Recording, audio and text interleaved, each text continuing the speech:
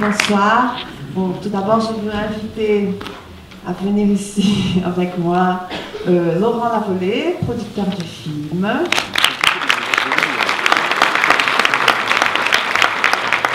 Julia Bernard, comédienne.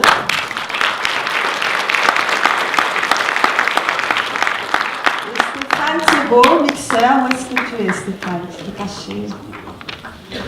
Ah, il arrive.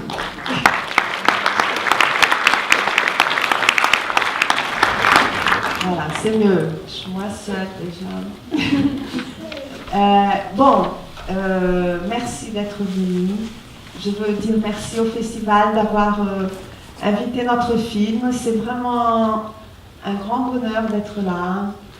C'est un festival qui fait vraiment un travail important pour soutenir et promouvoir le cinéma brésilien.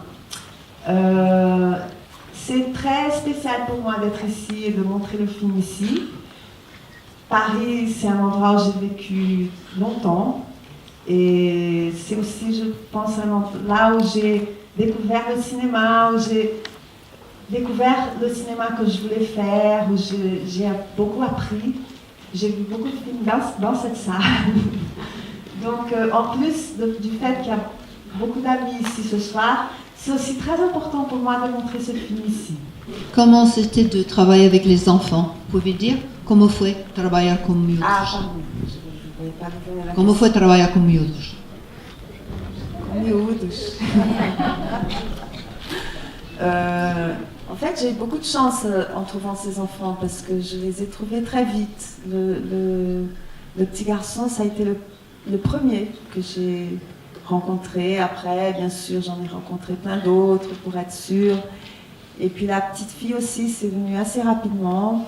On a par contre travaillé de façon un peu particulière, pas seulement avec les enfants, avec tous les comédiens. C'est-à-dire qu'on a fait une longue préparation, personne n'a lu le scénario, on a fait des choses qui étaient des espèces de laboratoires, c'est-à-dire que, par exemple, Julia, celle qui jouait sa mère et celle qui jouait la bonne, ont vécu dans cet appartement avant le tournage quelques jours. On a eu l'aide d'une, je sais pas comment dire, une coach avec plein d'exercices.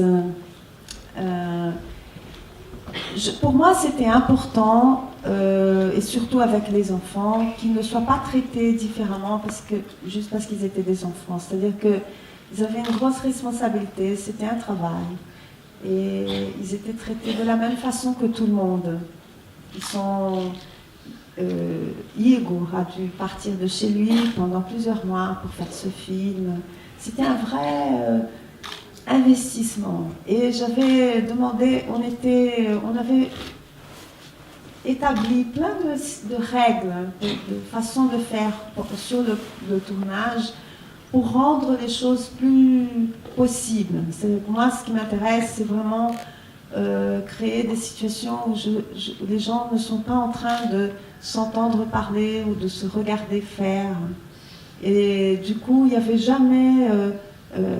personne ne regardait jamais les moniteurs, c'était interdit de prendre des photos ou quoi que ce soit, c'était interdit de poster quoi que ce soit sur les réseaux sociaux. On avait créé un espace protégé et intime, parce que moi je pense le cinéma, une chose qui m'intéresse, c'est que je pense que c'est comme une petite chambre, c'est un lieu d'intimité, c'est un lieu où on peut, comme si on était en train de faire quelque chose quand on pense qu'il n'y a personne qui nous regarde.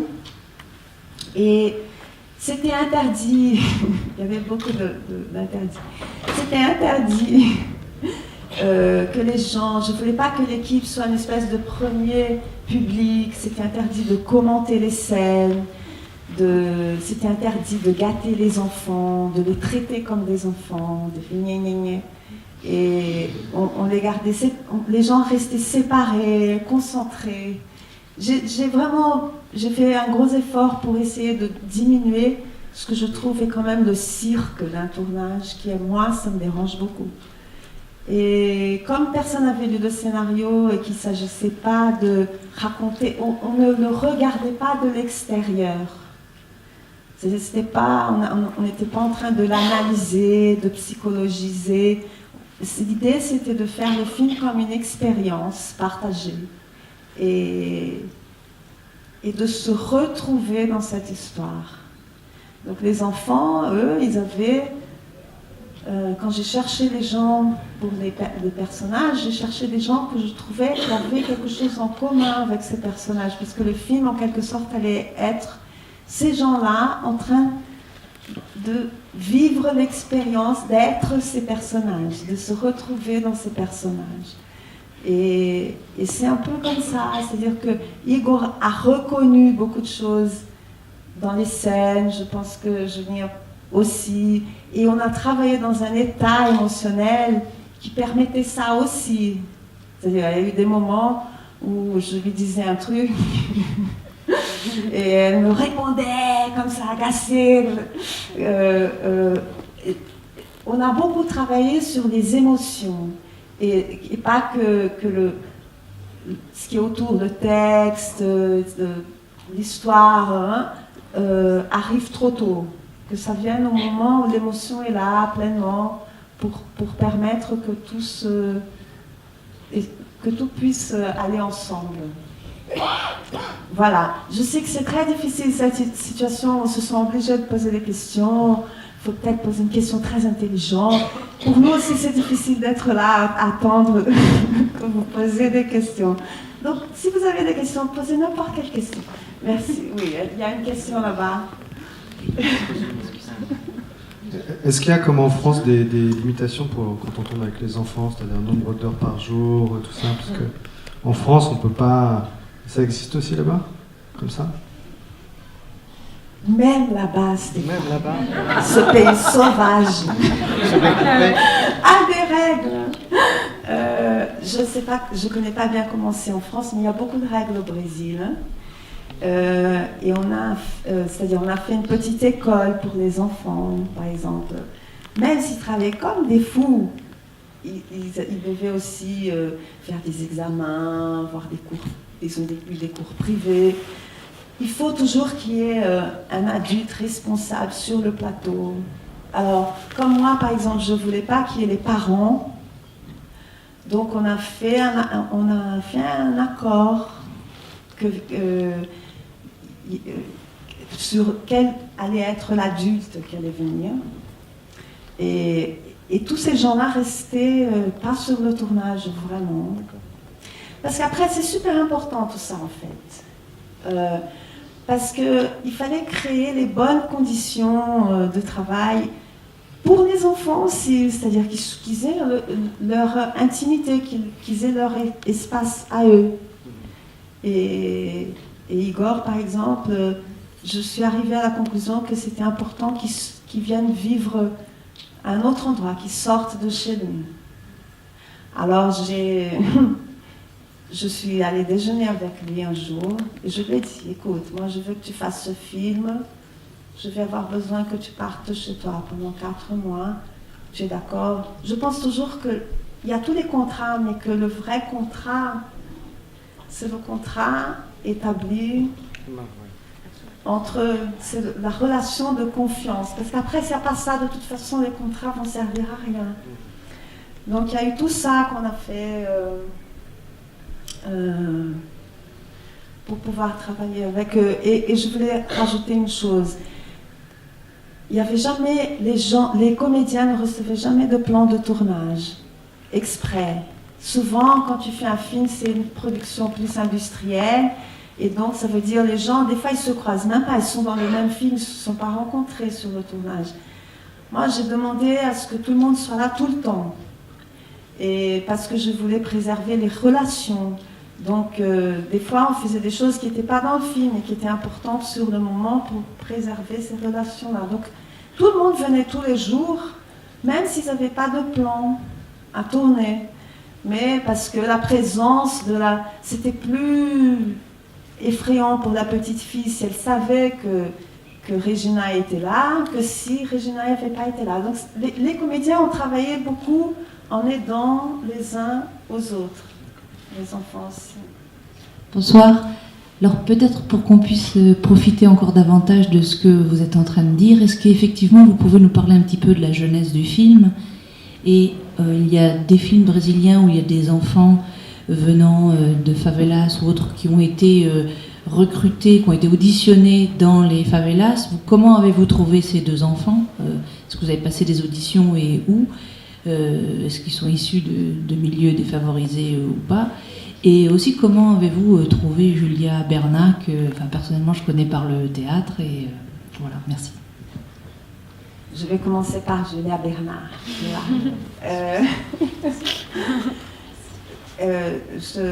Un ami réalisateur, je cherchais quelqu'un de cet âge-là, donc ça veut dire c'est quelqu'un qui n'est pas encore très connu, jeune, et j'étais pas au Brésil, et un ami m'a parlé de Julia. Donc je suis allée la voir pour la connaître. C'était rigolo parce que j'ai dit pourquoi tu as décidé de devenir comédienne? Elle a dit mes parents sont comédiens. Je dis qui sont tes parents? Et en fait je connaissais ses parents, j'avais connu ses parents dans le voyage, ils sont devenus un couple. Ça m'a fait un choc de me rendre compte de ça. Après, les enfants, il y a une chose dont j'ai horreur, c'est le petit comédien, je ne sais pas comment dire en français, l'enfant comédien. J'ai horreur de ça. Pour moi, c'est important de travailler avec des enfants qui n'avaient pas fait de la télé, qui n'avaient pas fait du cinéma, qui n'avaient pas les habitudes.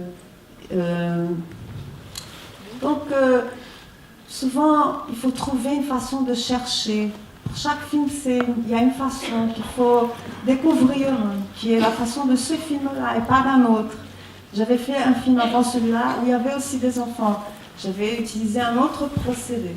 Pour ce film-là, je me suis dit, on va aller on va aller à Campo Grande, on va aller dans les écoles, on va aller un peu dans les quartiers défavorisés, mais je ne voulais pas aller dans les trucs de casting. Donc on a cherché des enfants qui faisaient du sport. Igor, par exemple, il faisait de la danse. Comme ça, il faut trouver une façon de chercher. Bonsoir. Alors, ce qui m'a beaucoup plu dans votre film, c'était, en plus de la belle histoire, à partir de comme vous avez intégré cette dimension des constructions de chantier de Rio de Janeiro que vous avez avancé déjà avant le film. Donc, il y a tout le temps des bruits de tracteurs, de bruits de chantier. Ces bruitages qui rentrent dans l'histoire. Donc, je voulais savoir si au moment de choisir le décor, je parle particulièrement de plan à côté de l'abri où Igor il monte des escaliers et on voit en fait un tracteur qui bouge sur lui. Donc ça a été mis en scène, bien sûr que c'est mis en scène, mais vous avez attendu, comment ça se fait l'intégration des éléments de chantier dans votre film, comment ça se fait? Alors en fait, merci d'avoir posé cette question, parce que là il y a un truc important. Et après, peut-être Stéphane peut parler du son aussi par rapport à ça, mais il y a un truc qui est important de dire, c'est qu'on a travaillé... moi, je crois dans un type de travail qui est beaucoup de travail pour après avoir l'impression que c'était un hasard, qu'on a eu de la chance. Je disais à l'équipe, notre but, c'est que les gens nous disent quelle chance qu'il y avait ça. Parce que le plus difficile quand on fait un film, c'est que ça fasse un tout, que les choses se mettent ensemble. Et je pense aussi, je disais qu'on était des imperfectionnistes, c'est-à-dire qu'on travaillait beaucoup pour, sur le moment, pouvoir justement faire autre chose, utiliser les accidents, les surprises. Et on a travaillé de façon assez documentaire, c'est-à-dire qu'on n'a jamais fermé une rue, On n'a jamais... Mais on avait des intentions. Moi, cette histoire de travaux, l'état dans lequel la ville se trouvait, était pour moi à la fois quelque chose de très concret. C'est vrai que c'était en train de se passer, mais c'était aussi un paysage mental. C'est-à-dire ça exprimait aussi l'état, le monde intérieur de ces personnages, le moment de vie par lequel ils passaient, tout ça. Et ce qui s'est passé avec nous, c'est que donc c'était clair qu'on voulait travailler avec ce moment de changement dans la ville. On avait plus ou moins programmé des choses. C'était très difficile de programmer parce qu'on allait, 2 semaines après, quand on revenait, c'était complètement différent. Les choses changeaient très vite. Et comme on intervenait sur ce qui se passait, même l'équipe parfois n'était pas sûre de qu'est-ce qui était du film et qu'est-ce qui était vraiment en train de se passer. Donc par exemple, on a fait un arrêt de bus pour les scènes de bus. Le temps, je me suis retournée pour travailler avec les comédiens, je regarde, les bus ont commencé à s'arrêter à notre arrêt de bus. Les gens descendaient, les gens prenaient des bus. Je dis demain, quand cet arrêt sera enlevé de là, les gens vont se plaindre. La scène où elle appelle Igor, où elle est sur le bord de la mer et tout ça, j'ai dit à l'actrice, on va faire ici, tu vas marcher là. J'ai traversé le temps de faire venir la caméra, à éclater. Il y avait des travaux. En 5 minutes, il y avait 2 ouvriers comme ça. Je dis, c'est ridicule. Autre chose, on va penser que c'est des figurants. Autre chose, moi, j'aime pas beaucoup travailler avec des figurants. Donc, j'ai fait un deal avec mon assistante. J'ai dit, je veux jamais savoir qui est un figurant. Si ça colle, pour moi, ça veut dire que ça va. Bon, alors on commence, je dis, mais ce monsieur, il est ridicule. Elle dit, mais lui, il n'est pas un figurant. Ça y est tout le temps. Donc à un moment, ça n'y est plus. Après, bien sûr que tout ça, c'est un mélange absolu entre le hasard et tout ce travail qu'on a fait pour pouvoir avoir ce hasard. Et les travaux, on a beaucoup travaillé sur le son, beaucoup. Je pense que Stéphane a été un héros, parce que c'était que des sons qui cassaient les oreilles. L'idée du travail sonore, vous l'avez compris, c'était que la ville soit très présente. Et déjà, cette intention-là, elle était très affirmée au moment du tournage avec l'ingénieuse du son. Donc l'idée de ne pas vouloir gommer les choses, mais de faire un son à chaque fois qui rende compte du lieu, du décor. Également aussi, la chose importante, c'est que ce son-là était très marqué, mais je reviens surtout sur l'idée première, c'est qu'on avait vraiment envie, et Sandra me l'avait indiqué, que le son, qu'on entende le son comme les personnages, comme les 2 enfants entendaient le monde à ce moment-là, c'est-à-dire un monde un petit peu hostile, difficile pour eux, et il nous semblait que un son qui soit un peu organique comme ça, à la fois des endroits et de la ville, était ce qui était le mieux pour faire ressentir aux spectateurs dans quel état pouvaient être les 2 enfants. Il y a un endroit particulier, c'est l'appartement, parce que l'appartement c'était pas évident, parce qu'il y avait un petit peu dans le son direct des choses où on entendait la ville, mais finalement on a recréé pas mal de choses dans l'appartement. À l'extérieur, on a rajouté des sons aussi, mais il y avait quand même déjà une identité sonore assez marquée dans le son direct.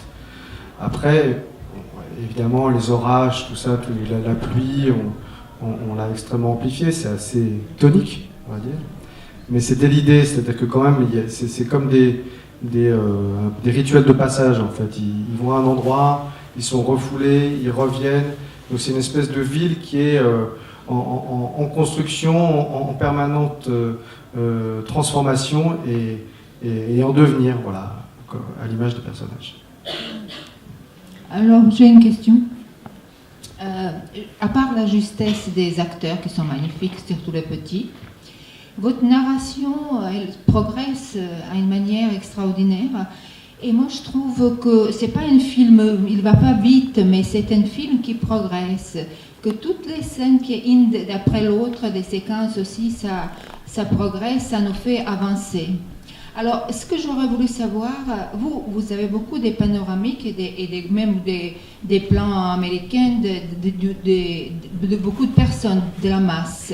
Alors, est-ce que c'est exprès ou ça, c'est comment ça s'est développé? Parce qu'on voit la ville, comme dit monsieur, on entend la ville, mais on la voit aussi par cette masse, par ces gens tellement différents. Même c'est une histoire universelle, mais on a l'impression que c'est seulement à Rio que ça aurait pu se vraiment passer. Comment vous avez progressé à ce moment-là, je vais dire, comment vous avez encadré cette masse, cette foule, si vous voulez? Je pense que c'est vrai qu'en partie, la situation chaotique dans laquelle la ville se trouvait nous a aussi aidés. C'était pas seulement des sujets du film, mais ça allait très bien avec cette façon de travailler. Donc, comme elle a beaucoup de stratégies, en fait, c'est pas toi qui as organisé tous ces travaux, c'est ça? Je suis très étonné, quoi. C'est vrai que ça devenait presque des fois, on faisait des blagues sur le tournage aussi, parce que des fois, par exemple, même avec l'équipe, je travaille comme je travaille avec les acteurs, c'est-à-dire rarement j'explique quelque chose. Je dis jamais, moi je veux que tu fasses. J'essaye de créer les conditions. Et je fais ça pour tout le monde. Des fois, même pour le chef-op, je pense que c'est bien des fois qu'il y ait une surprise ou des choses comme ça. Je pense que pour que le film reste vivant, qu'on reste tout ça. Et donc voilà. Mais souvent, ce qu'on faisait, c'est qu'on tournait les scènes, même les scènes dramatiques, au milieu de la rue, au milieu des gens. On était toujours dans cette frontière-là. Je préfère travailler comme ça. Je pense que déjà ce qui se passe autour, c'est très très riche. Et j'ai pas l'intention de tout recréer. Je préfère interagir avec ça. Donc on allait dans les lieux hyper plein de monde, à Campo Grande. On tournait les scènes, des fois il y avait des choses qui se passaient qu'on n'attendait pas, et on a travaillé tout le temps comme ça. Nous avons une dernière question. En fait, je voulais savoir dans quel sens ça a été fait. L'écriture, elle était faite avant les travaux, parce qu'en fait, à ce moment à Rio, j'ai l'impression qu'on n'avait pas trop le choix. Les travaux, ils étaient partout. Surtout, je pense que c'était Ipanema que c'était tourné, je ne sais pas. Enfin, il y avait des travaux partout.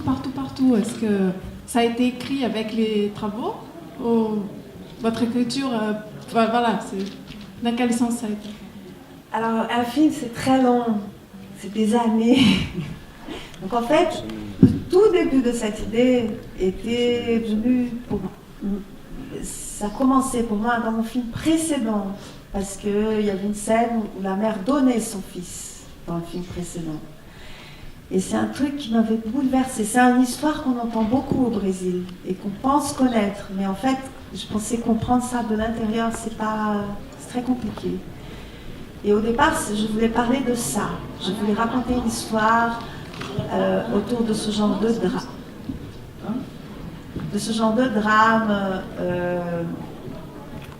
Qui traverse à la fois les relations entre les classes, mais aussi des questions existentielles et l'amour entre les parents et les enfants.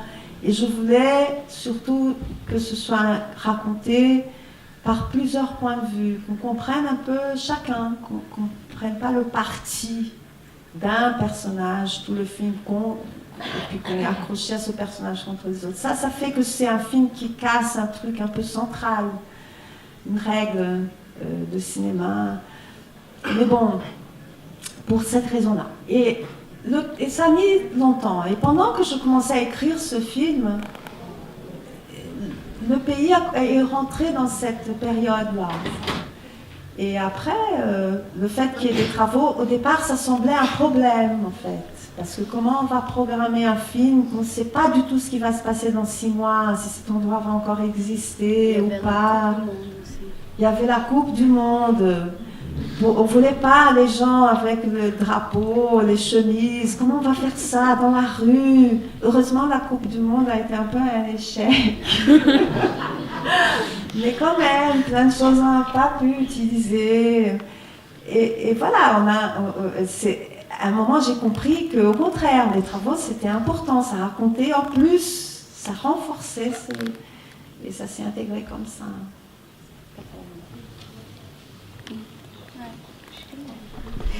On va vous inviter à poursuivre la discussion. Oui, on peut demander à Julia ce qu'elle pense de ce travail et de la façon de travailler comme ça, et de son travail avec vous peut-être. Je veux que Julia parle. Je suis timide. Pour moi, c'était très bon cette façon-là, comme Sandra a expliqué beaucoup, parce que pour moi, ça fait comme si le travail était plus organique pour nous. On pouvait être dans des états émotionnels sans se sentir exposé comme ça, parce que toute l'équipe respectait ça et c'était très organique pour moi. et ça, c'est très différent. Ça que Sandra dit, c'est vrai, parce qu'il y avait des jours, tous les jours, on arrivait là et je ne savais pas quelle scène on irait faire. Et c'est une surprise et c'est bon aussi parce qu'on se prépare beaucoup. Tu sais, tu es disponible pour ce qui va venir et pour être dans l'état qui c'est bien pour ça. Et bien sûr, on pensait je suis dans l'appartement, alors peut-être c'est celle-là ou c'est celle-là. Mais on ne savait pas vraiment. Et le travail avec les autres acteurs, c'était très bon. On avait 2 mois de préparation et pour moi, ça c'est très important d'avoir un temps pour développer les relations et les sentiments et de comprendre ce que tu... Pas comprendre, je pense que peut-être quand je vois maintenant, je me rends compte que je ne comprenais pas beaucoup de choses que je vois maintenant. Mais c'est de donner vie à ça. Et pour moi aussi, j'ai fait une petite transformation physique. J'ai gagné des poids. Oui. J'ai demandé, je sais qu'on va s'arrêter, mais je vais raconter ça. Je lui ai demandé de prendre du poids, elle a pris 6 kilos, on a fait des boutons, les cheveux, je ne pouvais pas couper les cheveux. J'ai demandé beaucoup, mais je pensais que c'était important pour eux d'aller à cette place-là. Oui, c'était important parce que c'est... je vais terminer. Ça qu'elle a dit de la mélange entre les documentaires et dans la façon qui se faisait, ça c'était très important parce que si j'étais plus avec des vagues et des poids plus, j'étais différente dans la vie, ma vie personnelle, tout ça, alors ça affectait et mélanger les choses, c'est bon. Je pense que c'est bon. Il y a des gens qui ne pensent pas. On va vous inviter à poursuivre la conversation.